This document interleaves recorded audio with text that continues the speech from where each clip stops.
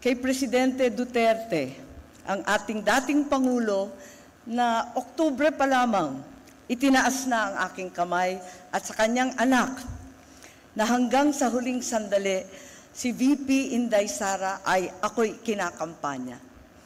Sa inyong lahat ang tagumpay na ito, kahit gaano kailap at kahirap, ay isang katibayan na kapag ikaw ay nanindigan para sa tama, mananalo ka. Hindi nagmaliw ang paniniwala ko sa dunong ng sambayanang Pilipino. Nadama at alam nila ang ibig sabihin ng sakripisyo at prinsipyo at gagawaran nila ito ng suporta at pagmamahal.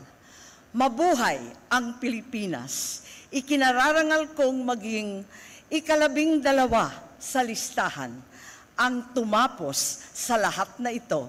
Salamat sa inyong lahat.